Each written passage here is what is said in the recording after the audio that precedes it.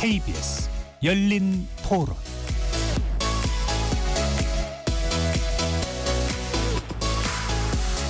안녕하십니까. KBS 열린 토론 정준희입니다.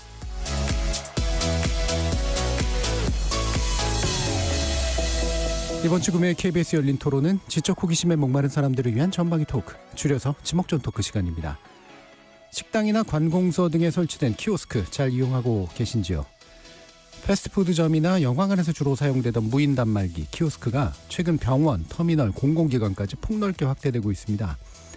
하지만 익숙하지 않은 고령층이나 시각, 청각 장애인들에게 키오스크는 사회와의 소통과 편의를 가로막는 장벽이 돼버렸죠. 이런 키오스크는 과연 누구의 편리를 위한 걸까요? 게다가 이런 무인 처리 시스템의 확대는 우리 노동시장에도 커다란 변화를 예고하고 있는데, 키오스크와의 씨름을 펼치고 있는 우리 사회가 고려해야 할 것들, 지목전 토크 1부에서 얘기 나눠보겠습니다.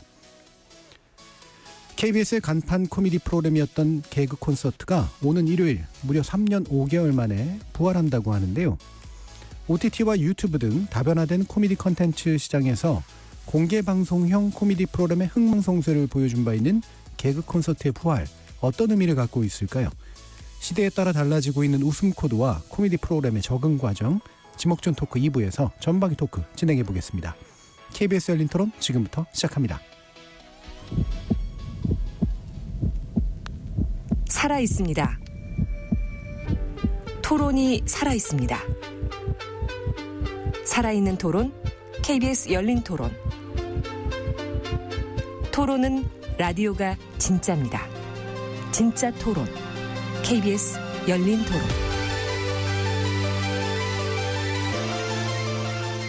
오늘 함께해 주신 네 분 소개해 드리겠습니다. 나라를 걱정하는 물리학자 이종필 건국대 교수 나오셨습니다. 안녕하세요. 이종필입니다. 사람 사랑 공감의 소설가 서유미 작가 나오셨습니다. 안녕하세요. 서유미입니다. 규정을 거부한다. 한국 여성 변호사의 손정희 변호사 나오셨습니다. 안녕하세요. 손정입니다. 정의와 평등, 정치 철학을 탐구하시는 김만권 경희대 학술연구 교수 모셨습니다. 안녕하세요. 김만권입니다. 이렇게 물리학자, 소설가, 법률 전문가, 정치 철학자까지 각기 다른 전공과 개성, 지식을 가지신 네 분의 출연자와 함께 만들어가는 지적 호기심에 목마른 사람들을 위한 전방위 토크, 줄여서 지목전 토크. 문자로 참여하실 분은 샵 9730 이용해 주십시오. 단문은 50원, 장문은 100원의 정보 이용료가 붙습니다. KBS 1라디오의 모든 프로그램은 유튜브를 통해서도 함께 하실 수 있습니다. 지목전 토크 지금 시작하겠습니다. 자, 오늘 이제 출연자 픽 골라주신 건 손정혜 변호사님이신데요. 키오스크지만 결국에는 이제 사람과 직접 소통하지 않고 이렇게 뭔가 기술, 디지털 기술을 이용해서 일을 처리해야 되는 어떤 상황, 이런 것들과 관련된 문제인 것 같은데요.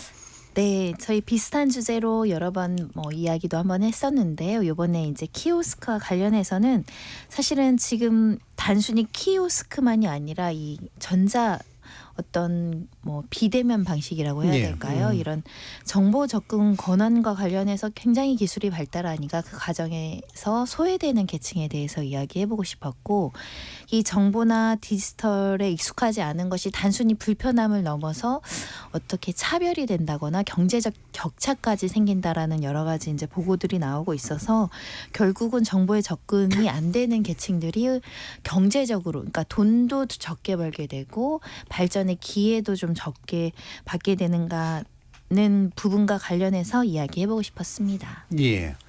자, 그래서 정보 접근권에 관련된 문제, 또 이렇게 편의가 이제 다른 불편을 낳는 또 문제, 복합적인 것들이 여러 가지가 있어 보이는데요. 요즘 이제 키오스크 같은 경우에 이제 이런 패스트푸드점이나 요즘에 여의도 인근의 식당들도 보면 대부분 앉아가지고 이렇게 뭔가 두들겨야 되는 이제 그런 상황인데. 여기서 자존심 생각하지 마시고 실제로 이런 게 어려우신가, 보편적으로 어렵다고 좀 느끼시는가, 이런 얘기들을 좀 해봤으면 좋겠어요. 김학문. 아니 전 좀 솔직해져야 되겠는데요. 처음에 나왔을 때 정말 이름도 생소해서 이게 키오스크인지 키오크스인지 스핑크스인지 그렇게 막 헷갈렸던 기억이 나요. 그거 발음 잘못해서 한번 핀전도 들었고요. 순서 잘못 말해서 막 이게 원래 북유럽 말인가 그럴 텐데. 이게 핀전도 한번 들었던 기억이 나고요. 근데 이게 세대마다 좀 다르겠지만 이렇게 저는 개인적으로 사람한테 주문하는 걸 훨씬 더 선호하는 편이고요. 그리고 실제 가게 갔을 때 우리가 메뉴판을 이렇게 미리 보고 줄 서면서 뭐가 좀 할 수 있잖아요. 그리고 만약에 줄이 뒤에 없으면 뭐 메뉴판을 보고도 뭐 계속 이야기를 할 수 있고 아니면 사실 줄을 좀 서는 상태면 뒤에서 줄을 서면서 메뉴판을 쭉 보면서 내가 뭘 선택해야겠다 미리 결정이 되는데 이렇게 키오스크가 주로 있는 쪽에서는 이제 딱 들어가서 터치 스크린을 눌러야 그때부터 메뉴들을 네. 볼 수 있으니까 그게 또 선택하는 시간이 상당히 오래 걸리는 것 같고 그리고 이걸 또 한눈에 스크리닝 하기에는 이게 빡빡 또 안 들어오더라고요. 예. 여기 다 나눠져서 있으니까 또 뭐 그렇죠. 예. 일일이 또 다 봐야 되고 그래서 이게 저도 생각해 보면 이게 상당히 불편을 느끼는데 뭐 이렇게 좀 여기에 익숙하지 않으신 분들이나 어르신들은 정말 상당히 좀 어려우실 것 같고 그리고 예. 더 중요한 건 되게 뒤에 눈치가 보일 것 같아요. 그렇죠. 예. 예, 예. 그게 좀 문제 그것도 상당히 문제인 것 같아요. 뒤에서 아무 예. 얘기 안 하는데 화가 느껴져요. 그렇죠, 맞아요, 그렇죠. 막 서성이세요. 이렇게 보고 막 이제 이러는데. 근데 이게 이제 확실히 근데 사실은 전 일단 기계를 되게 못 만들었다고 일단 생각을 하거든요. 예. 그러니까 뭐 다른 앱을 쓸 때보다 훨씬 불편하다는 그런 느낌이 들어서 이른바 UI라고 부르는 이쪽을 제대로 전공하신 분들이 만든 게 아니다. 저는 기계도 저렇게 좋은 기계는 아닌 것 같다 이런 생각이 드는데 뭐 본질적인 문제는 어쨌든 비대면적인 조건을 만드는 거죠. 서 작가님은 어려우실 것 같은데. 예. 이제는 왜 키오스크도 이제 들어가서 서서 하는 게 아니라 앉아서 테이블에서 하잖아요. 네. 그러니까 편하긴 하더라고요. 네. 그거는 이제 눈치를 안 보니까. 그런 건 있죠. 우리 예. 테이블에서 우리끼리 하니까 네. 이제 많이 좋아지긴 했는데 저도 초반에 가서 할 때 뒤에 분이 눌러준 적도 있어요.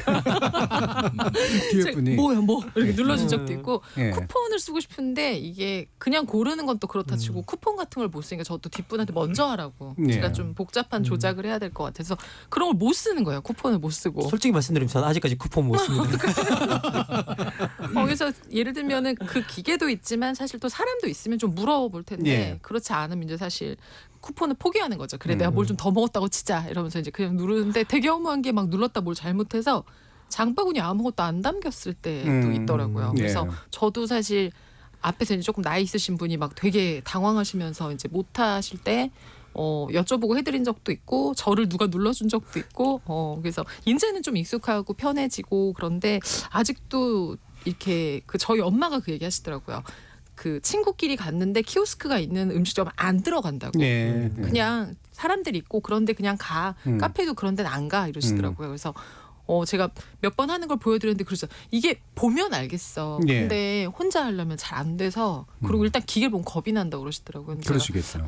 좀 있으면 그냥 나도 저렇게 되겠다. 지금은 좀 애를 쓰는 편이지만 나중에 지나면 못하겠지 이런 생각도 좀 들고요. 예. 애를 쓰셨고 이제 못할 거를 예상하고 계시는 이종필 교수님.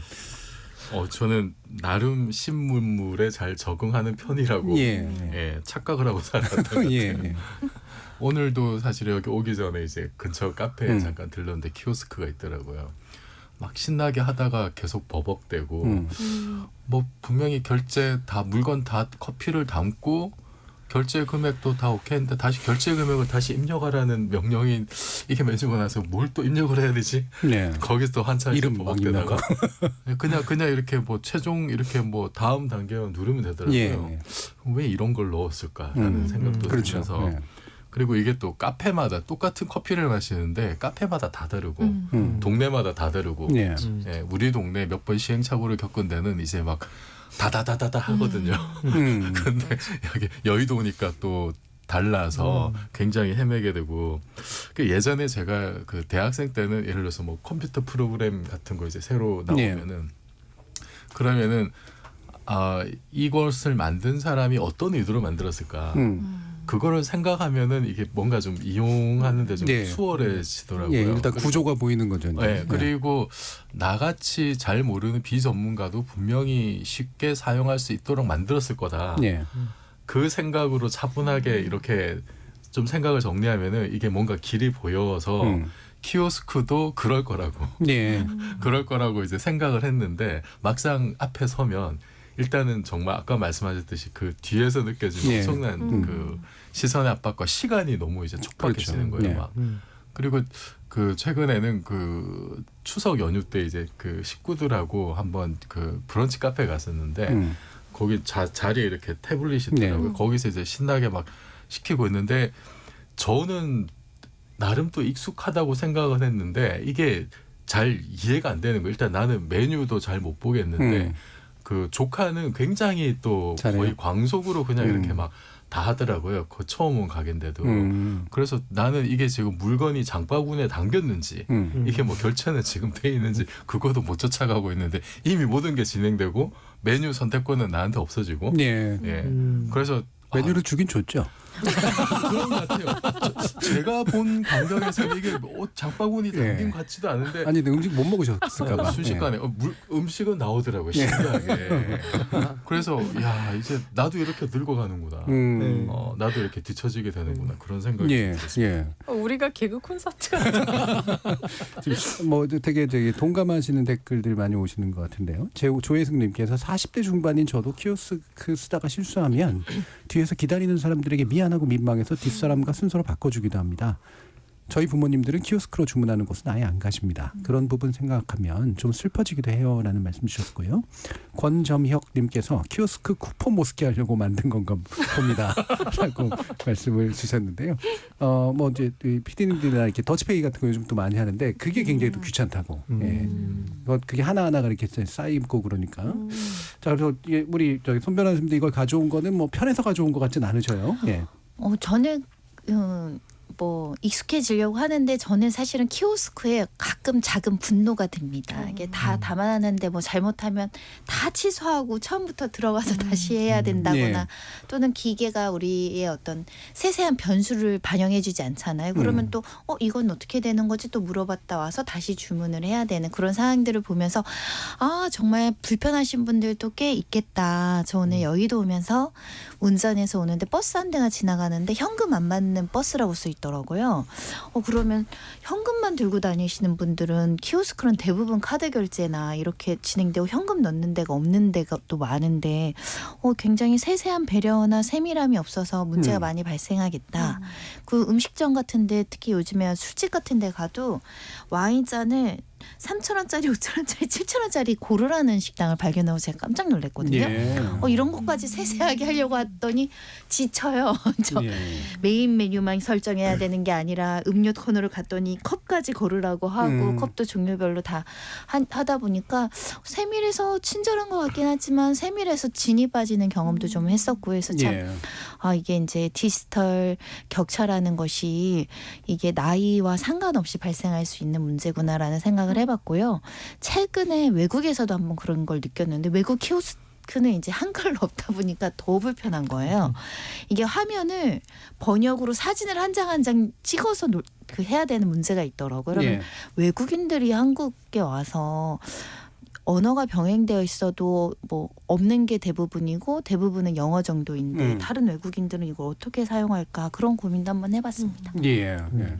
아까 이제 뭐 가끔 작은 분노라고 그러셨는데 가끔 작은이 그런 뜻으로 쓰였나 싶은 굉장히 강한 분노가 느껴졌었거든요. 다 눌렀는데 다시 그러니까 김영성님도 비슷한 경험하신 것 같은데 키오스크는 직관적으로 만들어야 되는데 대부분 복잡하고 산만하게 만들어져 있기는 합니다. 그리고 뭘 더 사라고 자꾸 물어봐요. 라는 말씀 주셨고요.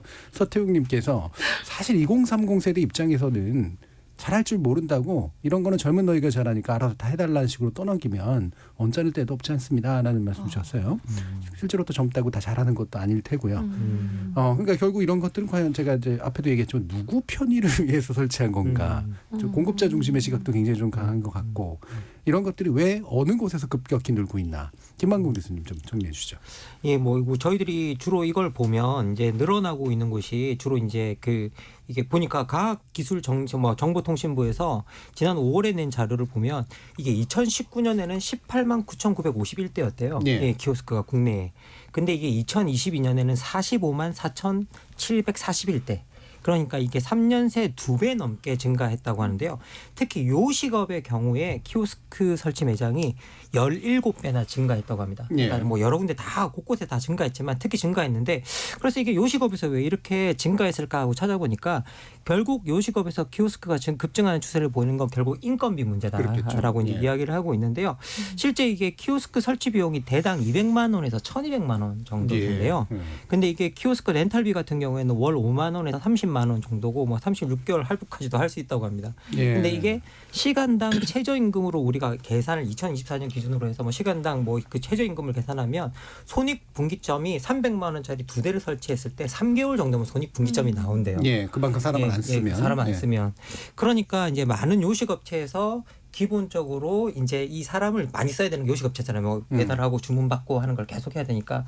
그러니까 거기서 가장 비용을 절감할 수 있는 걸로 키오스크를 많이 쓰고 있는 것 같고요. 그래서 저희들이 최근에 식당에 갔을 때 그 테이블마다 다 네. 붙어 있는 게 사실은 이제 그것 때문에 이제 그런 요인들이 뭐 명백하게 있는 것 같습니다. 그리고 이제 여기 들여다보니까 근데 그때 문제는 뭐냐라고 하면 이게 비용을 아끼는 측면도 있지만 또 이게 종업원 교육에 드는 시간. 예. 그리고 갑자기 그만둘 때 고용의 불확실성 예, 예. 그리고 더 나아가서 대인 업무상 발생할 수 있는 갈등까지 다 고려하면 이게 키오스크 효용이 너무 높대요.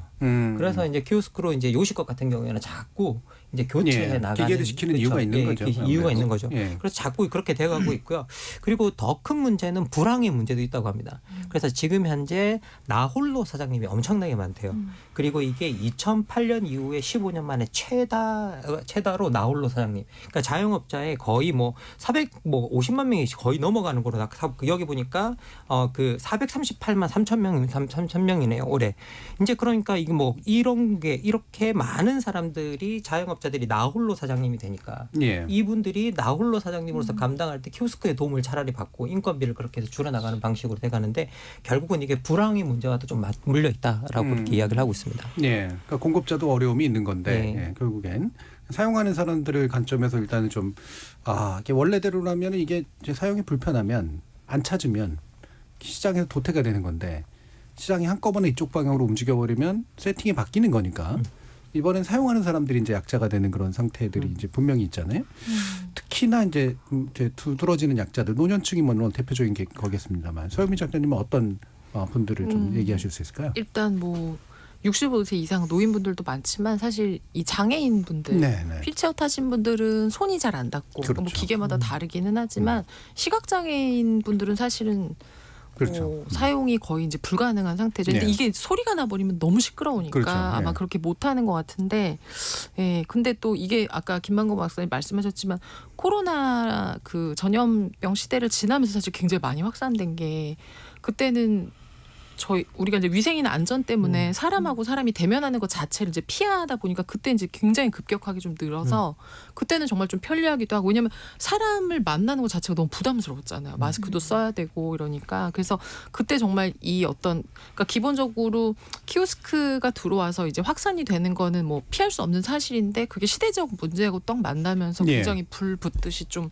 늘어났던 것 같아요. 그래서 일단 장애인분들 그리고 뭐 아이들 물론 뭐 빨리 하긴 하지만 그 무인 편의점이 이제 학교 앞에 굉장히 네. 많거든요. 근데 아이들 같은 경우 잘 못하기도 하고 뭐 잘못해서 돈을 더 결제도 하고 결제를 안 하고 막 튀기도 해서 뭐 상습 뭐 이렇게 어린이 상습 어린이.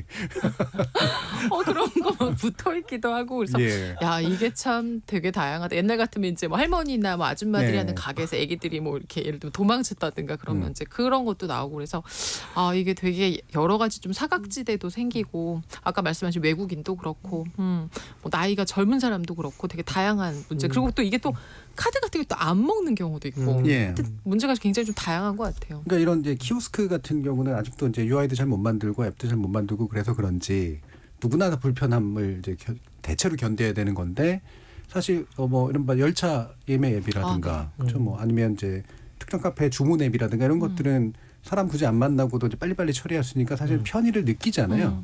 근데 그 편의를 못 하시는 분들 네. 열차에 당연히 노인분들 사용 못 하시니까 실제로 막 그 좌석이나 이런 것들 싹 다 나가면 그걸 끊지 못하는 분들도 계실 텐데 주변에서 그런 분들 좀 보셨어요, 서유 작가님? 전 제가 얼마 전에 KTX를 타고 예. 가야 되는데 워낙 이제 KTX 안 타다 보니까 예매해야 된다는 생각 자체를 잊어버리고 예. 그러고 있다가 후배가 저한테 묻더라고요.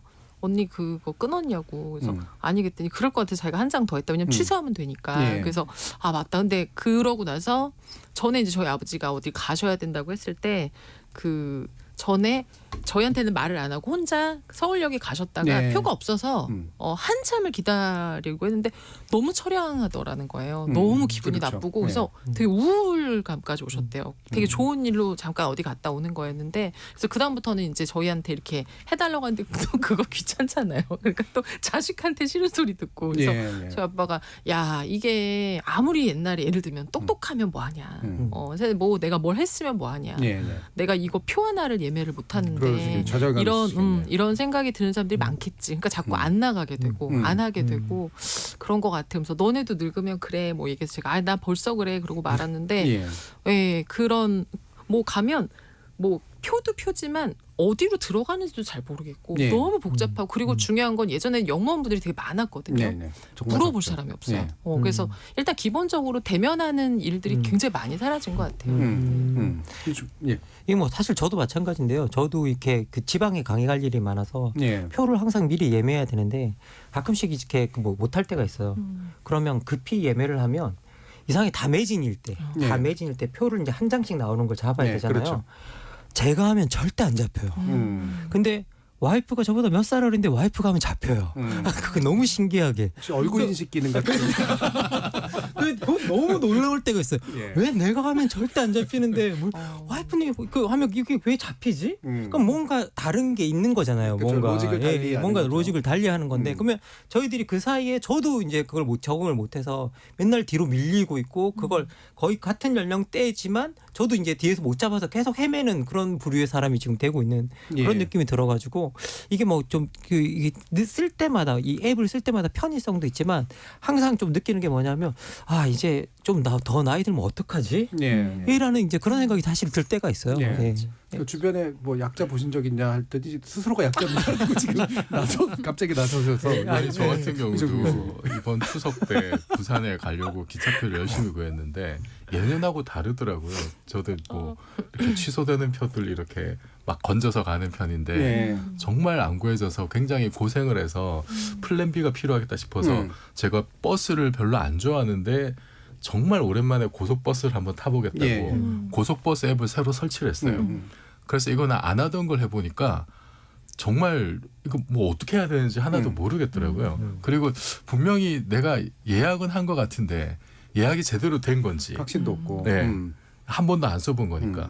그다음에 이게 지금 뭐 이게 티켓이 지금 여기 들어와 있는 건지 예. 뭐 이거 나중에 뭐 취소하려면 어떻게 해야 되는 건지 이런 게 너무 이렇게 좀 뭐 헷갈리고 확신도 서지 않고 이러다가 집에 못 가는 거 아닌가 이런 생각도 들고. 예. 예. 근데 이게 그 좀 편리해진 건 맞는데 거기에 따라서 뭐 이제 예를 들면 옛날에 안표를 많이 이렇게 구했던 사람들이 이제는 디지털 기술로 뭐 매크로를 돌린다든지 예. 그런 경우도 있죠. 그게 요즘도 이제 뭐 콘서트나 이런 데서도 네. 문제가 되고 있잖아요. 그러면은 그런 사람들은 훨씬 더 수월하게 더 많은 표를 확보할 수가 있게 될 거고 그러면은 이게 많은 사람들이 또 뭐 뜻하지 않은 피해를 또 입게 되는 경우도 예. 있을 것 같고 근데 사실은 저는 이런 문제들이 뭐 크고 작은 문제들이 있지만은 이게 어떤 면에서는 좀 과도기적인 측면도 있지 않나 생각이 들어요. 이제 키오스크 같은 경우에는 지금은 뭐 음성이나 이런 게 잘 지원도 되지 않고 합니다만 인공지능 기술이 뭐 하루가 다르게 사실 발전하고 있고 예. 그런 것들이 이제 접목이 되면은 그러면은 뭐 시각장애인이라든지 뭐 그런 분들에게도 사실은 뭐 충분한 어떤 좀 정보를 좀 제공할 수 있지 않을까. 그러니까 저 같은 경우 예를 들어서 극장에 갔는데 이게 키오스크가 없을 때는 줄을 엄청 길게 서서 네. 오래 기다렸던 기억이 많거든요. 네. 근데 요즘은 줄을 많이 안 서도 되니까 그런 편리함은 분명히 또 있다고 봐요. 근데 다만 문제는 이제 그렇게 사람들이 불편하게 느끼는 기술적 장벽을 넘어설 때까지 그 과도기를 어떻게 보낼 거냐 이게 저는 좀 중요하다고 보는데 예. 그러기 위해서는 사실 이게 지금 기술로는 조금 어차피 우리가 그런 식으로 디지털 전환의 세계로 가야 된다면은 이런 불편한 부분부터 공공의 영역에서 적극적으로 좀 개입을 해서 하나씩 좀 해소해 나가는 게 필요할 것 같은데 그래서 지금 보니까 지금 여당에서도 디지털 포용법 같은 예. 거를 좀 준비하고 있더라고요. 이게 디지털 취약계층에게 접근성을 보장하기 위해서. 그 정부 여당은 이런 법을 준비하고 있고 외국에서도 보니까 유럽이나 미국에서도 엄청난 돈을 투자해서 지금 이런 걸 하고 있는데 그런데 내년도에 디지털 배움터 운영 사업 예산이라는 게 있대요. 요게 전년 대비해서 60%나 삭감됐다고 합니다. 아, 이거. 그러니까 이거는 지금 국회에서 법을 만드는 거하고 완전히 거꾸로 가는 거잖아요. 예, 예. 지금 이게 디지털 배움터 운영 사업이 어떤 거냐면 이제 어르신들 주로 어르신들이 뭐 이제 금융하는 거, 간편 결제 송금하는 거, 네. 배달앱 키오스크 사용법, 뭐 고속 처리나 고속버스나 항공 예약하는 거, 숙박 예약하는 거 이런 일상생활에서 디지털로 할 수 있는 그런 다양한 것들을 그냥 동네 주민센터나 뭐 도서관이나 이런 데서 그냥 무료로 다 할 수 있게 지금 예. 하려고 하는 건데 이런 예산이 줄어들어 가지고 그래서 저는 좀 이런 부분부터 좀 정부나 공공에서 좀 신속하게 자금도 많이 투입하고 기술 개발도 오히려 이런 쪽에서 먼저 좀 이렇게 이루어지면 좋을 것 같아요. 예. 그 비슷한 얘기가 이제 나오네요. 4904님이 미디어 강사입니다. 저는 장년층 분들에게 연습용 키오스크 앱을 추천드리고 가르치는 시간을 갖는데요. 의외로 도움 많이 된다고 하시더라고요 하면서 웃어주셨고요. 1319님이 키오스크만의 문제가 아니고 인터넷으로 쇼핑을 하거나 문서 발급받으면 계속 인증을 해야 하는 문제가 심각합니다. 핸드폰 기능도 잘 모르는데 인증서 발급받고 인증하고 쥐날 지경입니다. 라고 불편을 또 호소해 주셨네요. 백대현님이 키오스크 또한 AI와 로봇으로 인간의 노동이 대체되는 현상의 일부다라는 그런 또 의견 주셨는데 이런 디지털 표현법 같은 것에서 결국은 제도가 뭔가를 중간에 완충지대 내지 과도기를 해결해 줘야 될 것 같은데 손 변호사님. 그러니까 세대 격차가 너무 심하잖아요. 세대 차이를 느끼신다는 분들도 계시고 이 디지털에 익숙하지 않은 좌절감들 때문에 노인들의 우울감이 증가됐다라는 연구 결과가 예. 있거든요. 저만 해도 저도 모르는데 저도 잘 못하는데 저희 친정어머니는 정말 답답하신 거예요.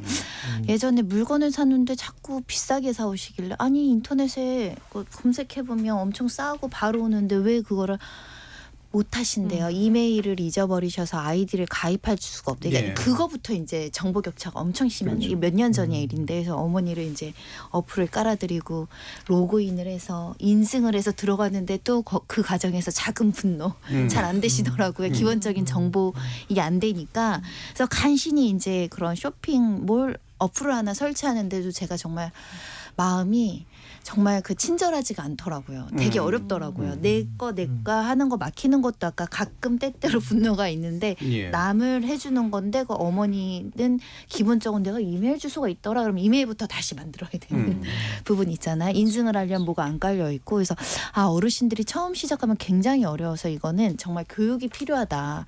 착한 딸과 착한 아들들은 친절하고 상세하게 하나하나 예를 들면 열차 어플도 해드리고 이렇게 관리해드릴 수 있지만 바쁜 자식들은 그걸 일일이 다 해드릴 수 없어서 이런 아까 말씀하신 것처럼 그런 교육 지원 프로그램 굉장히 중요한데 전국마다 있습니다. 근데 생각보다 일부 분들만 어찌됐든 수혜를 봐야 되니까 대부분은 사실 자식이 도와주는 거죠. 예, 그렇죠. 아니면 빠른 친구가 도와준다거나 그게 안 되면 포기해버리는 경우가 굉장히 많아서 굉장히 간단한 건데도 저는 뭐 지방지판 많이 가니까 고속버스 어플 같은 건 되게 손쉽게 이용하거든요. 예.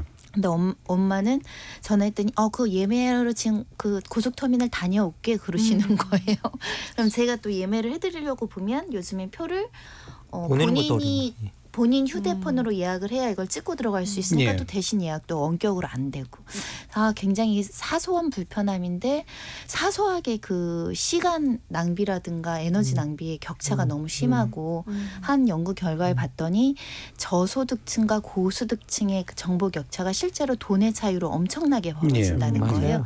투자나 교육의 기회라든가 시간부터 일단 낭비하게 되니까 이 정보에 소외되고 이걸 잘 활용하지 못함으로 인해서 훨씬 더 경제적으로도 피해를 많이 입는다는 거고 금융 서비스에 접근하는 그 어떻게 보면 정보 접근 권한 자체가 이걸 잘 모르는 사람들은 또 못하다 보니까 청약을 하더라도 다 온라인으로 하고 예. 무슨 예를 들면 국가에서 지원 신청하는 소상공인 지원 신청 이런 것들도 대부분 온라인으로 받으면요 몰라서 못하셔서 몰라서 내 경제적인 권리를 취득하지 못하는 계층들이 있다. 그러면 그게 돈만 손해 보는 것도 아니고 정신적으로도 좀 뭐라고 해야 돼? 좌절감, 예. 패배감이 들 예. 수도 있어서 그래서 이 디지털 교육은 굉장히 필요한데 디지털 교육 예산 상당 부분 초등학생들이 많이 하고 있거든요.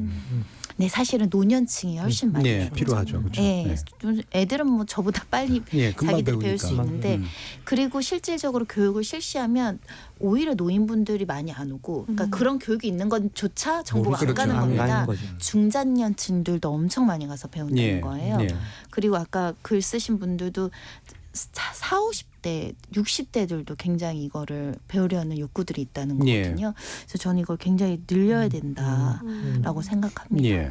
지금 저 또 이제 이거 오늘 이걸 하게 된 중요한 이유 중에 하나도 최근 야구 시즌인데 야구 정말 좋아하시는 노인분들이 온라인에서 100% 예매를 하니까 그렇죠. 못 본다. 이것 때문에 되게 서운하고 억울하다라고 하는 그런 이제 불만들도 좀 나오는데 이런 거는 저는 진짜 상당히 좀 문제가 있는 거라고 생각을 하거든요. 왜 현장 예매 내지 현장 판매 예, 일정 수를 이제 할당하는 일을 안 하는가?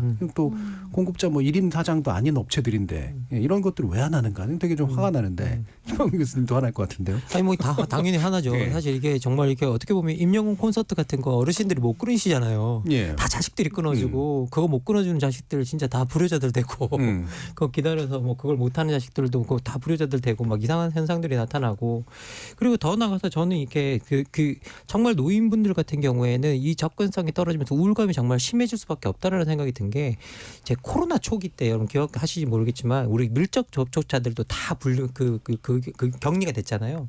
그때 이제 그 격리 앱을 깔아야 되는데 그 앱을 못 가시는 노인분들이 진짜 많았어요. 예.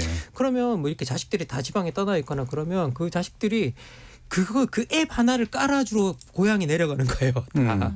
뭐 토요일이나 일요일이나 뭐 이런 데 감염됐다고 뭐 통보를 받으신 분들은 공무원도 없고 그냥 그분들이 내려가서 그 앱만 깔아주고 올라오면서 자식들도 펑펑 울었다는 이야기를 예. 하거든요. 그러면 이게 생각해 보면 진짜 어떻게 보면 지금 현재 노인들에게 이게 정말 필요한데 실제로 우리나라의 한국경제연구원이 2020년에 내놓은 자료를 보면 우리나라 디지털 양극화가 OECD 내에서 최고 수준으로 나와요.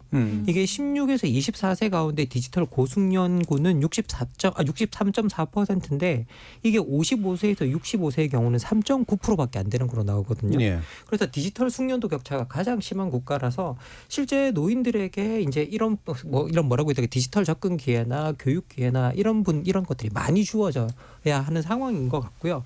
그리고 그런데 문제는 뭐냐면 아까도 말씀해 주신 이종필 교수님께 지적해 주듯이 이론적 예산이 늘어나야 되는데 정부가 이걸 하겠다 그래놓고 예산은 배정하지 않는 아주 모순적인 일을 지금 하고 예. 있거든요.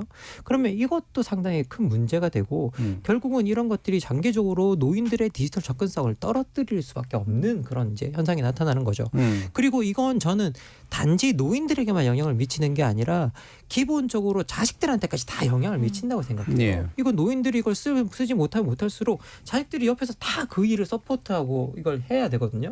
그런데 그걸 아까도 말씀해 주셨지만 이걸 할 수 있는 자식과 여유가 있는 자식, 그렇지 못한 자식들 사이에 또 갭들이 생겨나고 또 이걸 못 해가지고 예. 또 뭐 부모님하고 자식들 간에 또 섭섭하니 뭐니 뭐 또 이런 희한한 일들이 만들어져요.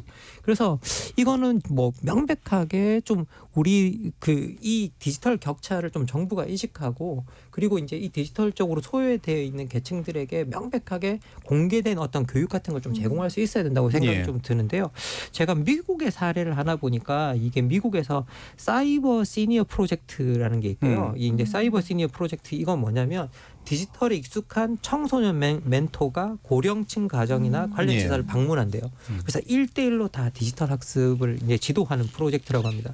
이게 그냥 단지 디지털 격차에서뿐만 아니라 디지털 기술을 활용해서 세대 간의 통합 예. 예. 그리고 고령층의 사회적 고립 문제도 이게 해결하는 어떤 그런 효과를 낳고 있다고 하는데요. 저희들도 이런 방식으로 좀 아이디어를 내서 이제 좀 이런 쪽으로 좀 뭔가 사회 통합과 이런 것들을 다 같이 가져갈 수 있는 방식으로 좀 이렇게 디지털 정책을 좀 짜야 되지 않을까라는 생각이 예. 듭니다. 예.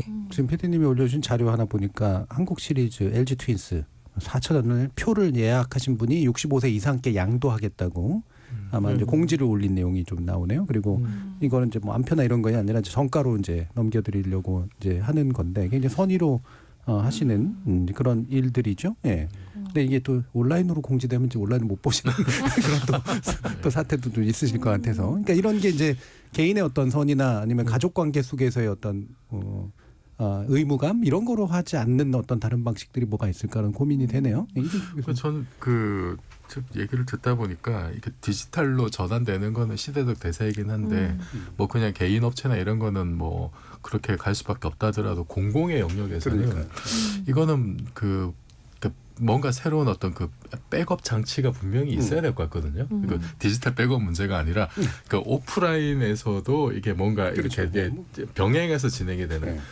우리가 한 번씩 뭐 통신사에서 큰 문제가 생겨서 뭐 카톡이 안 된다라든지 그러면은 전국이 그냥 이렇게 셧다운되는 이런 사태가 벌어지잖아요.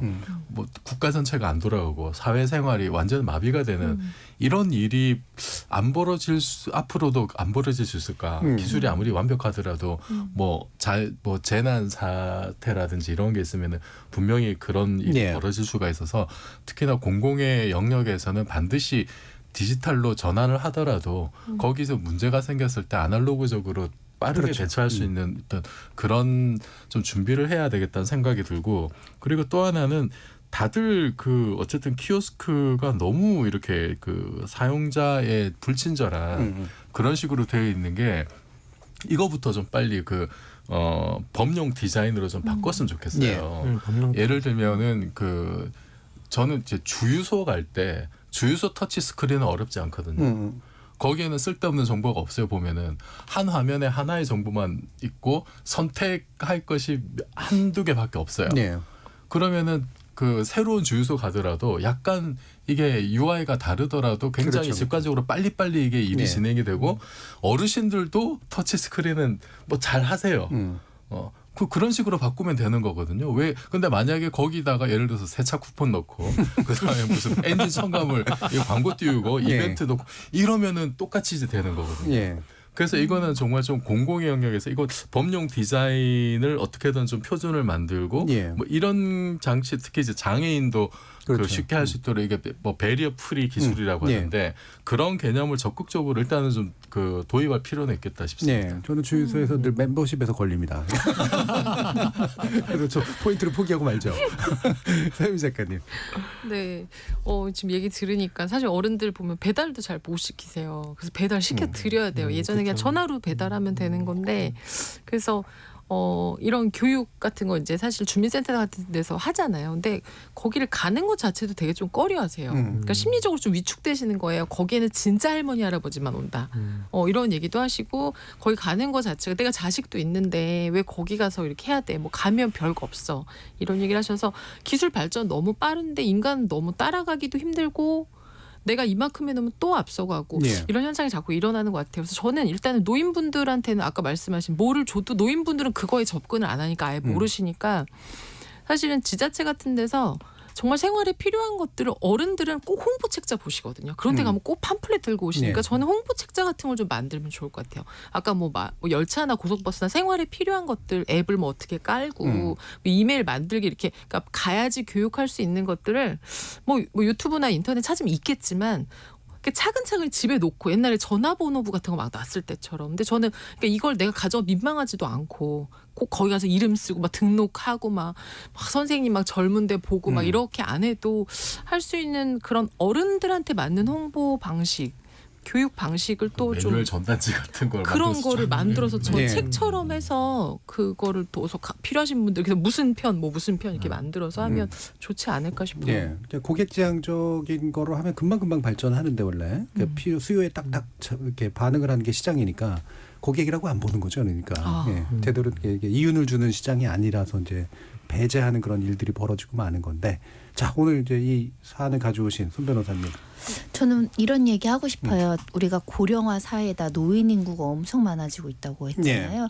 그러면 분명히 노인들이 쓰는 돈에 대한 매출 시장이 있거든요. 그 시장을 오히려 노인들에게 친절한 키오스크를 만들거나 친절한 어떤 접근 가능한 곳이 있으면 아까 말씀드린 것처럼 복잡하고 불친절한 데는 안 가라는 노인들의 마음을 잡을 수 있는데 특히 금융 서비스 영역에서도 젊은 저도 은행이나 카드사랑 전화 한 번 해서 원하는 목적을 달성하려면 진짜 작은 분노가 이렇다 말았다 이럴 때가 되게 많거든요. 뭘 오래 많이 뭐 듣게 되고 뭐 그래서 조금 더 노인 계층을 포함한 이 정보 취약 계층에 친절한 업체들이 있으면 오히려 또 선호를 받을 것 같아요. 그래서 저는 적절하게 기업들도 투자할 필요가 있다. 개별적으로 지금 과도기적인 상황에서 일단 전산화되는데 급급해서 이제 소외계층까지는 배려를 못했지만 그게 좀 평준화되는 시장에서는 우리가 노인 계층이나 이 정보 취약 계층인 장애인들, 외국인들, 뭐 예를 들면 농촌에서 뭐 농사 짓는 분들 이런 소외계층들에게 친절하게 다가가는 기업들과 같이 일을 하거나 그런 식당에 더 가고 싶지 않을까요? 그래서 저는 이게 반드시 꼭 그 비용을 쓰는 문제를 넘어서서 이윤 창출과 균형적으로 이 불편해 보이지만 또 친절한 어떤 전자정보 접근 이게 가능하지 않을까. 말씀하신 것처럼 어떤 하면은 보통의 사람들하고 어떤 사람들은 좀 소외계층이 직관적으로 할 수 있는 쉬운 버전을 2개 만들면 되잖아요. 그런 것들이 좀 필요한 것 같습니다. 예. 그래서 아예 적극적으로 그걸 새로운 어떤 틈새 시장으로 이제 바라보는 그런 기업들도 아마 나올 것이다. 자, 강기령님께서 비단 키오스크만 문제가 아닙니다. 조금 연세 있는 어르신들은 택시 한번 타려고 해도 택시 어플 사용할 줄 모르셔서 하염없이 기다리시더라고요. 라는 말씀 주셨고요. 조혜승님이 또 주셨는데 오늘처럼 네 분의 뜻과 마음이 모아지는 주제라니 우프다고 해야 할까요? 네, 저도 이번 주말 부모님 만났을 때 휴대폰에 이상한 거 깔렸다, 뭐가 삭제됐다 하시면 화내지 않고 친절히 알려드려야겠다고 다짐해 봅니다. 라고 말씀 주셨습니다. 이렇게 선한 역량이 또 한 분께 다가갔네요. 자, 일부를 통해서 우리가 키오스크로 대표되는 새로운 신기술이 디지털 소외를 낳고 있는 그리고 정보 격차를 키우고 있는 현실에 대해서 이야기 나눠봤습니다. 여러분은 지금 KBS 열린 토론과 함께하고 계십니다. 단 1-20%의 가능성도 저는 있다고 보기 때문에 그거는 국민들도 다 알 수밖에 없는 문제이기 때문에 논리와 논리가 부딪히고 삶에서 좀 기댈 곳, 기댈 사람 이런 것들이 좀 필요한 것 같아요. 뭔가 우리가 좀 치유가 돼야 될 것 같아요. 예. 느슨해져야 될 것 같고. 이성과 감정이 만나는 곳 KBS 열린 토론 평일 저녁 7시 20분 정준이와 함께합니다. 지적 호기심에 목마른 사람들을 위한 전방위 토크 소설가 서유미 작가, 손종혜 변호사, 정치철학자 김만공 교수 그리고 물리학자 이종필 교수 네 분과 함께하고 있습니다. 자, 제작진이 골라준 이야기는 이제 웃음 그리고 개그에 관련된 건데요. 계기가 됐던 건 이제 개그 콘서트가 부활한다라는 그런 소식이었습니다. KBS뿐만이 아니라 사실은 한때 개그나 코미디 프로그램의 일종의 트렌드를 선도했던 프로그램인데 그게 또 이제 그만두게 된 것도 이제 그 트렌드가 끝나갔다라고 하는 걸 보여주는 그런 사건들이죠. 부활은 어떻게 하는 걸까? 그리고 어떤 기대나 어떤 약간의 우려 또는 내지 이런 것들이 좀 있으실까? 한번 네 분의 이야기 한번 들어볼까요? 이종필 교수님. 그 개그 콘서트가 형식이 굉장히 좀 특이했잖아요. 네. 이게 공개 코미디 방식이고 연극 무대 형태고 그래서 그런 굉장히 독특한 그 형태가 주는 신선함이 있었고 관객들과 이렇게 뭔가 또 소통하는 어떤 그런 에너지도 받을 수 있었고 다시 한다니까 좀 그 옛날 향수도 느껴지고 근데 또 기대 반 걱정 반이긴 해요. 왜냐하면은 그동안에 참 이 세상에 너무나 재밌는 것들이 많이 생겼고 경쟁해야 될 것들이 굉장히 참 많아졌어요. 뭐 OTT도 있고 유튜브를 봐도 재미난 게 넘쳐나고 그리고 뭐 케이블이나 TV에서도 새로운 형태의 어떤 오락거리 예능 프로그램들이 정말 상상도 못했던 어떤 그런 장르들이 이제 막 나오잖아요. 뭐 최근에 봤던 것 중에 예를 들어서 뭐 결혼 웨딩 뭐 이런 것도 있잖아요. 나는 솔로 뭐 이런 유로 얘기하시는 거. 그런 결혼 웨딩 결혼을 그렇죠, 위해서 이렇게 결혼짝들이 이렇게 뭐 이렇게 해서 상금 뭐 얼마 가져가는. 그래서 상상도 못하는 이런 것들이 그렇죠, 계속 뭐 자고 일어나면 나오고 있고 지금은 그 OTT에서도 그런 예능 프로그램들이 이제 많이 깔리고 있고 TV에 대한 의존도는 그래서 계속 떨어지고 있고 그리고 공중파는 아무래도 유튜브나 OTT보다는 표현의 제약이 분명히 있을 거고 이 장벽을 어떻게 뛰어넘을까 라고 하는 좀 걱정은 되는데 근데 또 KBS의 개그 콘서트는 역사와 전통을 사랑하는 프로그램이고 뭐 담당 PD분이나 스태프이나 아니면 특히 이제 KBS의 개그맨들이 굉장히 역량이 출중한 분들이 사실 많았고 시대를 선도하는 분들이 많았어요. 옛날에도 상상을 뛰어넘는 어떤 콘텐츠로 세상을 즐겁게 했던 그런 저력이 있으니까 거기에는 또 한번 기대를 좀 걸어보면 할 것 같습니다. 예. 사실 개그 콘서트가 많은 분들한테 특히나 직장인 분들한테 일요일이 끝나가고 있다는 걸 알려주는 그렇죠. 예 그런 이제 약간 쓸쓸함과 즐거움이 동시에 있는 그런 표시였는데 제가 살짝 놀랐던 게 중간에 한번 일요일에서 토요일인가로 바뀌었다 그러더라고요. 예, 마치기 전에. 몰랐던 거예요, 그러니까. 그러니까 그만큼 잊혀지고 있었던 이제 화제가 이제 덜 됐던 이제 그런 건데. 이런 뭐 전반적인 분위기에 대해서 뭐 생각나시는 것도 있으시면 얘기해 주면 좋겠고. 저는 아이들이 개그 콘서트 이외에 뭐 다른 프로부터 이런 코미디 프로를 초등학생들이 너무 좋아해요. 예. 그래서 사실은 TV를 안 보는, 그러니까 TV 프로그램을 휴대전화로 보지 TV를 보지 않는 입장에서는 유일하게 가족들이 같이 즐기면서 볼 수 있는 게 코미디 프로라고 저는 생각을 했거든요. 근데 어느 순간 이 코미디 프로가 이제 국민들에게 실망을 안긴 것도 있고 또 요즘에는 약간 연출된 어떤 웃음보다는 좀 자연스러운 어떤 소통하면서 리얼리티가 이제 강세를 이루면서 많이 꺾였던 기억은 있는데 저는 굉장히 기다리고 있습니다. 왜냐하면 일단은 그런 유행어라는 건 이런 코미디 프로그램이 아니면 전 국민적인 유행어가 탄생하지도 않고 그렇죠. 특정 집중하지도 계층한테만. 않고 여러 세대가 어울려서 세대 격차 없이 또 웃고 즐길 수 있는 게 이런 개그맨들의 코미디 프로라고 생각을 해서 지속적으로 이게 연결되지 않았다는 게 굉장히 아쉬웠는데 개인적으로 한 2가지 3가지 고민을 했어요. 사회가 너무 다변화되면서 인권 감수성이 높아지면서 사실 개그맨들이 웃길 수 있는 소재가 그렇죠. 거의 굉장히 사라진다. 위축되죠. 예. 그러니까 예를 들면 보통 개그의 소재가 됐던 것이 정치나 사회를 풍자해야 되는데 예를 들면 지금 전청조 같은 사건을 막 풍자할 수도 있고 막 그런 거잖아요.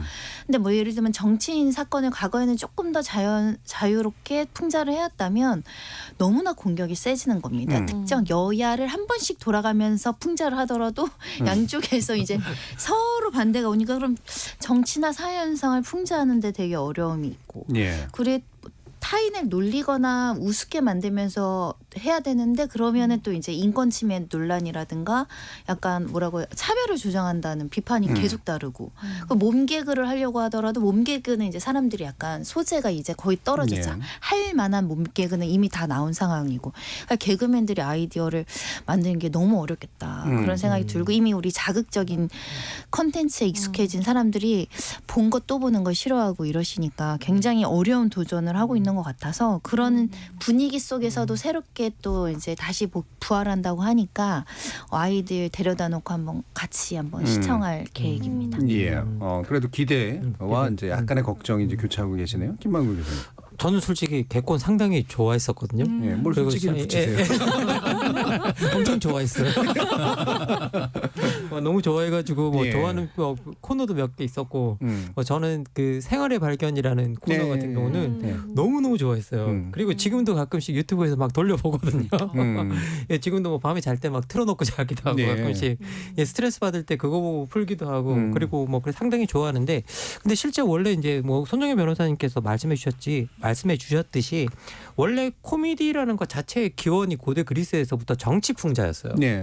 이게 뭐 아리스토파네스부터 이렇게 쭉 들여다보면 중요한 인물이나 뭐 권력 기관이나 이거 다 풍자하면서 하는 거였는데 이게 근본적으로 우리나라는 이제 그 분위기가 안 되는 거죠. 오히려 독재 영향도 있었고 네. 그 이후에 뭐 정치 풍자하며 뭐 이게 뭐 다 정치인들이 그것들을 갖다가 받아들이고 이걸 자기가 뭘 잘못하고 있는 거 반성하지 않고 오히려 공격하는 대상으로 삼아버리니까 이제 그것도 문제가 됐고 그러다 보니까 이 사람들이 기본적으로 권력을 풍자하기는 너무 제약이 다 따르고 예. 그러면 평범한 사람들이나 보통 사람들 이야기로 와야 되는데 그 보통 사람들에 대한 뭐 풍자나 이런 해악들이 때로는 사회적 약자들을 희화화하는 것 그런 것들이 돼버리고 그러면서 인권 감수성이 따라 높아지면서 아까 말씀드린 대로 뭐 코미디의 소재가 확 줄어들어 버리는 이제 그런 일들이 일어났고요.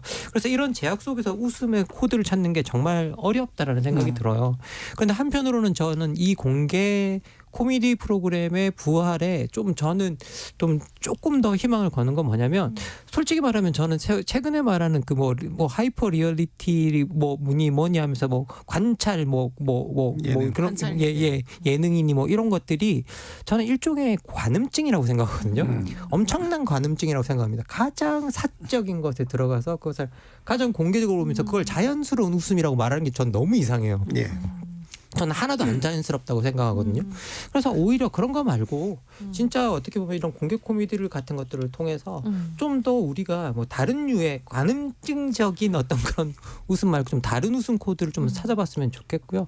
그리고 이런 것들이 조금은 좀 과감하게 어떻게 보면 이제 뭐 좀 대상을 풍자할 수 있는, 특히 어떻게 보면 자꾸 힘을 가진 쪽은 우리를 풍자하지 못하게 만들기 때문에 자꾸 사회적 약자를 예. 향해 가는 거거든요. 그래서 좀 힘을 가진 쪽이 좀 넉넉하게 그 풍자를 좀 받아줬으면 좋겠어요. 네. 예. 사실은 뭐 코미디의 핵심은 관용이죠. 예. 네, 관용이 있어야 이제 표현의 영역이 늘어나는 거니까. 자, 부산, 인천, 울산, 경기 등 전국 대부분의 해상에 풍랑특보가 발효되었습니다. 어선 출항을 자제하시고 바닷가로 나가지 않도록 유의하시기 바랍니다. 행정안전부를 알려드렸습니다. 이게 아마 저는 제목은 잘 모르는데 MG 오피스 뭐 공허학번이 돌아왔다 등이 이제 흔히 말하는 극사술주의 재현이라고 얘기하는데 전 사실 굉장히 재밌어 하거든요. 어쩌면 이렇게 내가 보는 시선하고 똑같이 이렇게 보이나 싶어서 너무 흉내도 되게 잘 내고, 근데 또 막상 이제 당사자들로 생각되는 분들은 이게 이제 조롱당하는 느낌이 들어서 굉장히 좀 불편해하는 그런 것들도 좀 있다 그러고요. 자, 이런 표현의 한계랄까 이런 거에서 아무리 서 작가님도 공감하시는 부분 좀 있을 텐데 네. 어떠세요? 네. 저도 MG 오피스 되게 재밌게 보는데 예. 보면서 이런 거, 그러니까 어차피 공중파가 아니니까 이런 거 해도 되나? 이렇게까지 네. 해도 되나? 좀 사실 약간 겁날 때 있어요. 근데 그게 주는 또 재미가 있어서 네.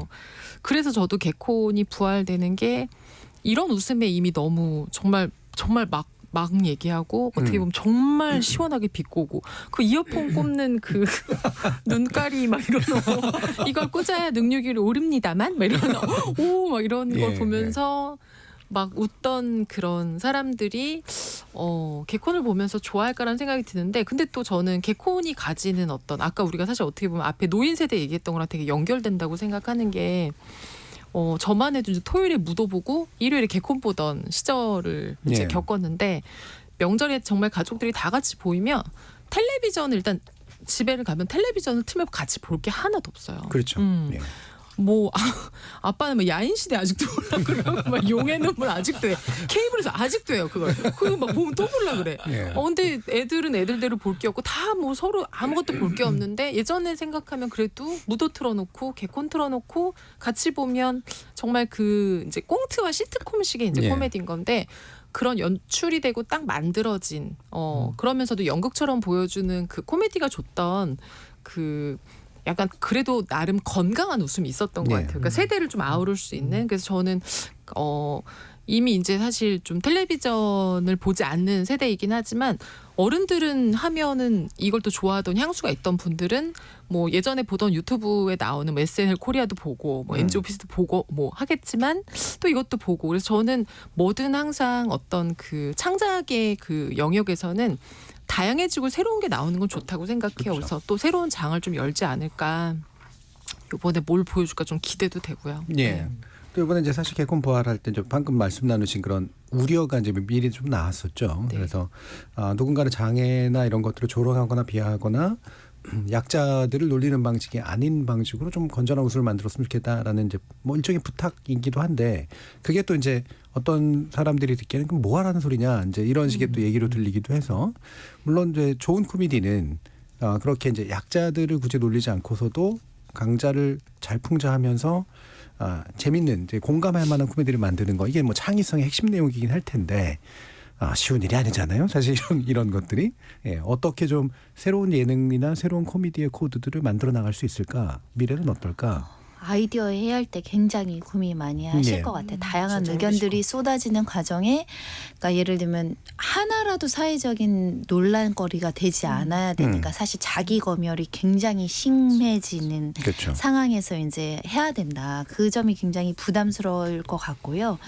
다만 그럼에도 불구하고 아까 말씀하셨던 건전한 웃음이라는 부분의 영역은 찾아갈 수 있을 것 같습니다. 예. 왜냐하면 우리가 굉장히 많은 사회적인 논란을 겪어왔기 때문에 어느 정도 수위 정도가 이제 나름 그 방송국에서도 그런 수위를 맞춰지지 않을까 생각이 들어서 시청률에 너무 목매지 않는 한 이런 논란을 줄이면서 할 수 있을 것 같아요. 요즘은 그리고 시청률이라는 것이 아시겠지만은 너무 많은 프로들이 있어서 정말 시청률 대박 나가기는 너무 어려운 구조입니다. 적당한 수준의 시청률로 우리가 특별히 누군가한테 상처를 주지 않는다는 그 마음만 있어도 저는 개그 콘서트가 이렇게 막 문제 사회적인 약자를 괴롭혔다 이런 논란이 없을 것 같고 오히려 시원하게 깔 걸 까주지 못해서 조금 비겁하다 이런 논란이 오히려 더 제기되지 않을까 생각이 들고요. 사실은 저는 그 개그 콘서트는 그런 논란보다 속도에 압박이 있을 거예요. 제가 초등학생들이랑 같이 보는 프로라고 말씀드렸는데 요즘 초등학생들이 유튜브를 1.5배속, 2배속으로 봐서 이게 이렇게 정상적으로 말하는 속도를 굉장히 느리다고 보거든요. 예. 엄청 빨리 말하거든요. 그래서 그런 거를 어떻게 이렇게 세대를 잘 아울릴 수 있는가 그런 고민을 좀 해야 되지 않을까 싶죠. 예. 예. 엄청 빨리 말하는 개그를 해야겠네요. 김건희. 아니 뭐 저는 진짜 이게 사람을 웃기는 일이 진짜 전 제일 힘든 일이라고 생각하거든요. 예. 그렇죠. 정말 그리고- 창의적인 일이고. 그리고 예. 정말 창의적인 일이고 그리고 되게 어떤 자리에서는 다 웃어주는데 똑같은 이야기 어떤 예. 자리에서는 사람들이 안 웃어주는 게 반응 또 없죠. 웃음이기도 해요. 그러면 웃음은 장소에 따라 사람들마다 코드가 다르면 같은 이야기가 웃긴 이야기가 되기도 하고 그렇지 않은 이야기가 되기도 하고 그래서 이게 웃음을 주는 일이 정말 저는 어려운 일이라고 생각합니다. 그리고 그래서 웃음의 코드를 하나 보편적인 코드 하나 발견하는 건 너무 어려운 일이고 되게 대단한 일이라고 생각하는데요. 이제 그래서 이제 이 와중에 그런 웃음 코드를 찾아내면서 그것들을 사회적으로 건강한 메시지를 전하는 게 진짜 힘들 거라고 저는 생각이 들거든요. 그래서 코미디언 여러분들이나 개그맨 여러분들이 진짜 얼마나 고생하고 또 그리고 이제 그런지는 충분히 좀 알 수가 있는데요. 하지만 이제 뭐 제가 이게 돌아보면 이게 개콘 코너는 아니었지만 제가 봤던 코미디 중에 가장 제가 처음 보고 이건 정말 신선하다고 생각했던 게 마른 인간 연구 엑스파일이라는 게 있었어요. 예. 예. 근데 이게 그러니까 마른 인간을 선호하는 시대에 그러니까 시대가 쭉 진행되고 난 다음에 그런 사람들이 사라지고 뚱뚱한 사람만이 남은 시기에 그런 시기에 마른 인간들이 어떤 사람 존재했는가를 분석하는 어떤 그런 메시지를 주고 있었는데요. 그러면 이게 뭐냐라고 하면 마른 인간을 선호하는 시대적 비판과 함께 좀 뚱뚱하면 어때?라고 네. 하는 아주 뭐 건강한 메시지를 줬던 것 같아요. 그리고 그걸 가지고 아주 재미있는 웃음을 줬었는데 네. 좀 그런 식의 어떤 좋은 웃음 코드가 좀 많이 찾아졌으면 좋겠다라는 예. 게 뭐 제 개인적인 바람입니다. 예. 예. 그러니까 이를테면 제가 이제 공영방송 연구할 때 BBC 같은 이제 때는 반드시 공영방송이 만들어야 될 장르로 코미디를 꼽아요. 예. 그래서 이거는 아무리 예산이 줄어도 코미디 장르 반드시 만들어야 되거든요. 그리고 이제 제일 그 유명한 사람들이 이제 만들기도 하고 그러는데 놀랐던 것 중에 하나가 게이나 레즈비언 뭐 장애인을 놀리는 컨텐츠를 일부러 만들더라고요. 근데 그게 뭐냐면 약간 이제 편견을 깨는 거예요. 편견을 깨서 뭐 예를 들면 뭐 미혼모라든가 이런 경우들도. 근데 그들이 우리 일상에 굉장히 가까운 사람들이다라고 그냥 배척해야 될 사람들이 아니라 가까운 사람들이고 또 그들이 반대로 또 보통의 사람들을 또 놀리는 이런 얘기들이 같이 왔다 갔다 하면서 뭔가 이게 사회 공동체 확대되는 느낌을 주는 확실한 효과가 좀 있었거든요. 근데 그게 굉장히 유명한 프로그램이었었는데 이제 이런 시도는 참 KBS가 하기가 되게 어렵겠죠. 이제 분위기가. 예. 이종필 교수님. 저는 그 개콘 부활한다고 해서 생각이 났던 게 옛날에 87년 지나고 이제 사회가 민주화됐을 때 이제 제가 아직 고등학생일 때요. 이렇게 부산 시내 이제 서점에 가 보니까 대통령을 조롱하는 유머 책들이 엄청나게 많더라고요. 예. 대통령 아저씨 그게 아니었던가 뭐 하여튼 그런 류의 어떤 책들 많이 쏟아지고 예. 그 당시에 뭐 코미디 프로도 뭐 권력자들, 뭐 재벌 회장님들 그렇죠. 예. 이렇게 그 풍자하고 김영삼 비꼬고 대통령 굉장히 많이 놀렸죠. 예, 대통령 성대모사하면서 이렇게 막 시대랑 사건이랑 엮어서 이렇게 조롱하는 것이 하나의 어떤 큰 장르였잖아요. 그랬죠. 그거 보면서 굉장한 카타르시스를 많이 느꼈는데 만약에 지금 2023년에 개콘에서 윤석열 대통령과 아니면 뭐 지금 이제 뭐 한동훈 장관이라든지 예. 이런 분들을 성대모사하면서 뭐 최근에 했던 뭐 여러 가지 사건들 엮어서 풍자하면 어떤 일이 벌어질까 예. 잘 상상이 안 되긴 하더라고요. 네. 이게 뭐 그래도 민주화된 세상인데 이게 잘 상상이 안 된 게 왜 그럴까라는 좀 의문이 들고 예. 그 영화 왕의 남자 있잖아요. 왕의 남자 보면은 그 결국 조선 시대 그렇게 마당극하던 광대들이 가장 절대 권력인 그 왕을 풍자하고 왕가에 대한 여러 가지 이야기를 하면서 정말 목숨까지 내놓게 되는 그런 스토리인데 그러니까 결국 우리 역사적으로 봤을 때 가장 하층민인 그런 사람들도 가장 높은 권력을 가진 사람들을 그렇게 대놓고 예. 이렇게 뭐 비판하면서 풍자하면서 조롱하고 이런 게 사실 뭐 우리도 나름 역사와 전통이 있는 어떤 그런 건데 그런 전통이 좀 많이 사라진 게 아닌가라는 내지는 좀 그런 게 좀 위협받는 예. 게 아닌가라는 예. 생각이 들고 이게 사실 표현의 자유로 가는 것이 내가 하고 싶은 얘기 다 할 수 있다라는 건 아니잖아요. 사회적 약자에 대한 표현의 자유는 그것이 정말 이게 가해 행위가 될 수 있기 때문에 이거는 참 쉽지 않을 것 같아요. 저도 이제 그 기억에 나는 게 예를 들면은 뭐 옛날에 시커먼스 같은 코너라든지 예. 그런 건 뭐 언제 못하죠. 제 어릴 때는 정말 아무런 개념 네. 없이 이렇게 정말 즐거워하면서 봤던 건데 뭐 어느 순간 정말 이렇게 딱 생각을 해보니까 이 어떻게 이런 코너가 있을 수 있었을까. 그 짧은 시간에 사실은 우리 의식도 굉장히 급격하게 바뀌고 있는데 저는 그래서 개그 콘서트가 사실은 시대의 어떤 그 유행이나 트렌드를 선도해오는 역할을 했잖아요. 예. 그러면은 이런 식의 사회적 약자를 향한 어떤 조롱이나 이런 것들은 사실은 거꾸로 그러니까 굉장히 좀 뒤처졌던 거죠. 어떻게 보면은. 그래서 이번 기회에는 좀 이런 그 사회적 약자에 대한 배려라든지 좀 이렇게 그 권위를 전복하는 이런 것에서 오히려 시대를 앞서갈 수 있는 이런 게 지금 21세기에서는 우리가 이런 식으로 약자를 배려해야 되고 이런 식으로 사람들과 더불어 살아야 되고 그런 좀 인권에 대한 의식이나 이런 거를 오히려 선도할 수 있는 내용으로 가면은 훨씬 좋지 않을까 그런 생각도 좀 해봤습니다. 예. 그러니까 이제 뭐 특정 계층이나 이런 데들에 대한 무지, 그러니까 알지 못하고 편견을 가진 채 하는 거랑 충분히 이해한 상태에서 이제 뭔가 컨텐츠를 만든 거랑 이제 달라 보이는데 이것도 하나의 예입니다만 그 영국에서 제가 있었을 땐 중산층 놀리는 또 그 코미디가 있었거든요. 중산층의 속물성을 놀리는 코미디인데 마약을 살 때도 공적무역이냐를 따진다는 거예요.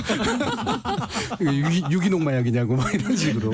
그러니까 이런 게 이제 뭔가 이렇게 이게 묘하게 이제 잘 얽혀 들어가지고 그러니까 특정 계층에 대한 공격이긴 하지만 그럼에도 불구하고 이제 상당히 좀 풍자 효과가 충분한 뭐 이런 식의 코미디 잘 이렇게 굉장한 창의성으로 좀 만들어야 될 것 같은데. 아마도 이제 정치 풍자라든가 이런 게 옛날에는 이제 주로 권력자가 싫어해서 이제 그냥 못하게 되는 경우들이 많았지만 지금은 지지자들이 또 싫어해서 못하는 것도 굉장히 많잖아요. 이게 이제 또 약간 다 또 달라진 면이기도 해서 확실히 표현의 어떤 영역들이 축소되고 있다는 느낌은 좀 많이 들어요.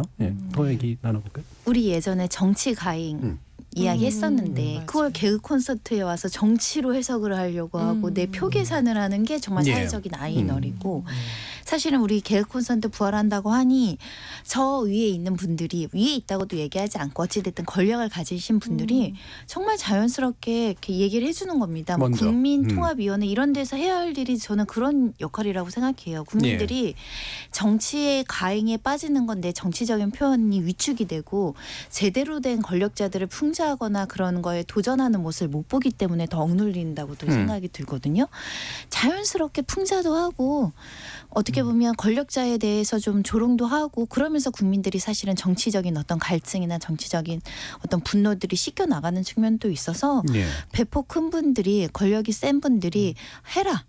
관여하지 않겠다 이런 메시지를 먼저 주는 것도 너무 도움이 되죠. 네. 그래야 또 개그맨들이 아이디어 회의 때 하라고 했잖아. 뭐 이런 용기도 얻을 수 있을 것 같고요. 그래서 저는 그런 게 오히려 국민 어떤 사회 통합이나 분열을 조장하는 거를 좀 막을 수 있다. 한 번 이렇게 욕하고 나면 사람이 기분이 풀리잖아요. 그런 효과를 우리 개그 콘서트에서 우리 대중들에게 줄 필요가 있는데 말씀하신 대로 이제 정치 진영이 이제 선거 다가오면 하니까 그게 가능할지 한번 지켜볼 것 같고요. 사실은 그 다른 케이블 프로 같은 데서 막 대통령 흉내 내고 막 그런 거 좀 있었거든요. 볼 때마다 웃겨서가 아니라 용기가 가상하다 그러면서 막 박수를 치는 거죠. 그런 거 보고 싶어하는 국민이 많습니다. 네. 뭐 예전에 그 노태우 그 전 대통령이 나를 이제 풍자해도 좋다 뭐 요거를 이제 권위주의 권위를 내려놓는 상징으로 이제 얘기를 했었잖아요. 지금은 그 레이스는 안 이루어지고 있는 상태인데 뭐 나를 풍자해도 좋다라고 얘기하시는 게 이게 권력과 지위를 내포하는 그런 행동이 됐으면 좋겠다. 그래서 이제 뭐 이종필 교수님도 나를 풍자해도 좋다 이렇게 얘기하고 막 이러면 좋을 것 같긴 한데. 물리학자를 마음껏 가지고 오십시오. 물리 대중화에 큰 도움이 되지 않을까라는 생각이 들고 그 사실 그 예전에 그 한창 뭐 노무현 대통령 시절이었나요? 그 대통령 욕하는 게 국민 놀이가 됐다라는 그런 얘기가 한번 유행한 적도 있었는데 그 대통령이 된다는 거는 뭐 만인의 지지를 받으면 좋겠지만은 전 국민의 욕을 먹을 수밖에 없는 운명이기도 네. 하거든요. 사실은 그거는 대통령이란 지위가 가지는 또 뭐 필연이라고 할까? 그 뭐 모든 사람 만족시킬 수도 없는 거고. 예. 사후에 이제 있던 혐오 콘텐츠 문제가 되겠지만 네, 그렇죠. 뭐 예. 그리고 그걸로 국민들이 그렇게 술 한잔하면서 스트레스 해소할 수 있다면은 그게 또 어쩌면은 정치가 국민들에게 이렇게 또 제공할 수 있는 예, 예. 하나의 서비스이지 않을까라는 생각도 좀 드네요. 서 작가님.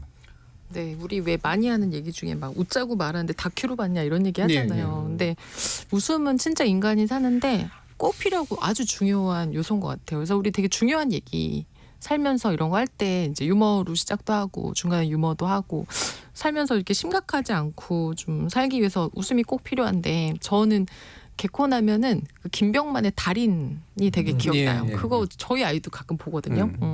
그리고 또 제가 되게 아까 그 마른 인간 연구 너무 좋아했어요. 그거랑 그 유민상이 한 아빠와 아들도 네, 있었어요. 아빠. 전 좀 약간 좀 덩치 있는 사람 좋아하나 봐요. 김준현 예. 나오는 거 되게 좋아했어요. 예, 근데 그러네. 그 김준현하고 허경환하고 네 이렇게 가지. 네 가지 맞아. 그거 너무. 근데 거기 네 남자가 나오는데 그 네 남자가 누구였냐면 촌놈, 인기 없는 놈, 뚱뚱한 놈, 키 작은 놈. 그 네 약간의 사람이 결함들을 가지고 맞아요. 있다고 그러니까 생각하는. 남이 보기에 예. 멀쩡한데 사실은 멀쩡한데 사실 까고 보면 나는 사투리를 심하게 써서 촌놈이고 나는 키가 작고 막 이제 그런 얘기를 했었는데 저는 그 코너 참 재밌었어요. 예. 아까 그 정준희 교수님 말씀하셨던 것처럼 그러니까 약간 소수라고 볼 수 있지만 또 어떻게 보면 굉장히 보편적인 사람들이거든요. 그렇죠. 그 사람들이 와서 누구나 다 자기 그런 얘기를 것들을 가지고 맞아요. 있는 자기 거니까. 얘기를 해서 사람들이 그걸 보면서 웃으면서 그래 뭐 키 좀 작으면 어때? 좀 뚱뚱하면 어때?라고 했던 그 저는 그 코너가 되게 재밌어서 좀 약간 유머를 했을 때 그냥 유머로 좀 받아주는 마음. 그러니까 그 순간에 거기 나오는 얘기는 그냥 내가 웃자고 우리가 웃자고 하는 얘기니까 웃고 그냥 좀 지나가주는 마음. 예. 그래야 아마 개콘이든 코미디든 하시는 분들이 여러 가지를 할 수도 있고 우리도 좀 어디 좀 어떻게 하나 보자가 아니라 그래 얼마나 재밌는 얘기를 하나 한번 신나게 웃고 그냥 지나가자 이렇게 예. 되지 않을까 싶어요. 예. 원래 코미디라는 말 자체가 축제에서 부르는 노래라는 뜻입니다. 예, 그러니까 저를 즐겁자고 하는 이야기고요. 누구를 죽이자거나 뭐 그러려고 하는 것들은 아니니까 기본적으로 즐거운 이야기들이 뭐 우리가 생각해 보면 권력을 많이 가진 사람과 그렇지 않은 사람이 있을 때 누구를 풍자하는 게 오히려 더 나을까를 생각해 보면 되는 것 같아요. 예. 사실은 사회적 약자들이 자꾸 이제 자기의 입장을 비하하거나 이런 쪽으로 대하게 되면 거기서 좀 감당할 수 없게 되는데 사실 권력을 가진 사람은 베풀 수 있는 게 있잖아요. 내밀 수 있는 게. 그래서 사실 어떻게 보면 그리고 더 나아가서 코미디의 기원 자체가 그렇게 엉들린 사람들에게 자기를 비웃을 수 있는 기회, 풍자할 수 있는 기회를 주고 해소할 수 있는 감정적 해소할 네. 수 있는 기회를 주는 거였거든요. 그러니까 너무 우리가 이거에 대해서 뭐 이렇게 너무 많은 의미를 부여하지 말고 우리가 즐겁게 그리고 좀 더 건강한 웃음 코드를 같이 찾아 나갔으면 좋겠다라는 생각이 듭니다. 예. 건강하고 또 새로운 것들은 또 이제 도전도 되고 실험도 되고 그래서 이제 선도 잡아가고 이런 일들이 좀 있어야겠죠. 자, KBS 열린 토론 지적 호기심에 목마른 사람들을 위한 전방위 토크. 키오스크와의 전쟁을 통해 보는 디지털 기술과 인간의 관계 그리고 개그와 웃음의 미학에 대해서 전방위 토크 진행해 봤습니다. 오늘 함께해 주신 손정혜 변호사, 김만공 교수, 그리고 이종필 교수, 서유미 작가 네 분 모두 수고하셨습니다. 감사합니다. 감사합니다. 약자에 대한 공감과 배려는 그들에게 은혜를 베풀기 위해서가 아니라 같은 인간으로서의 권리를 존중하고 그 편의와 즐거움을 확대하기 위한 첫걸음이겠죠. 그리고 이 모든 건 물질뿐 아니라 마음의 넉넉함에서 나오는 걸 겁니다. 지금까지 KBS 열린 토론 정준이었습니다.